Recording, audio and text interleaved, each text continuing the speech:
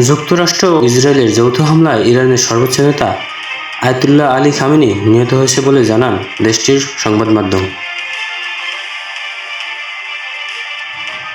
রবিবার ১ মার্চ দেশটির আধা সরকারি সংবাদ সংস্থা তাসনিম ও ফার্স নিউজ এজেন্সি বিষয়টি নিশ্চিত করেছে। আগে যুক্তরাষ্ট্র এবং ইসরায়েলের হামলার পর খামেনি মারা গেছে বলে দাবি করেছিলেন মার্কিন প্রেসিডেন্ট ডোনাল্ড ট্রাম্প।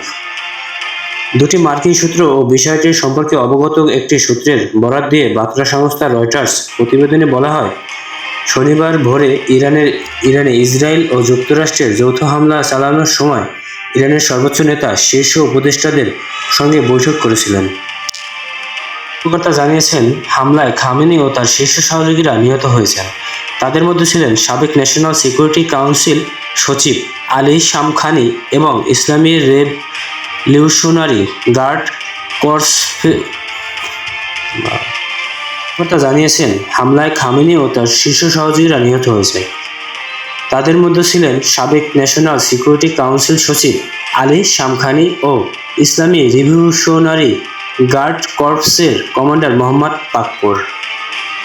ইরানি সূত্র রয়টার্সকে জানিয়েছে, হামলার ঠিক আগে শামখানি ও সুপ্রিম ন্যাশনালের সিকিউরিটি কাউন্সিল সচিব আলী লারিজানির সঙ্গে খামেনির একটি সুরক্ষিত স্থানে বৈঠক করেছিলেন। শনিবার ইরানের সর্বোচ্চ নেতা আয়াতুল্লাহ আলী খামেনির বাসভবনের স্যাটেলাইটের ছবি প্রকাশ করেছিলেন আল জাজিরা। স্যাটেলাইটে প্রকাশিত ছবিতে দেখা গেছে খামেনির পোশাকটি ধসে পড়েছে। এটির চারপাশ কালো হয়ে গেছে।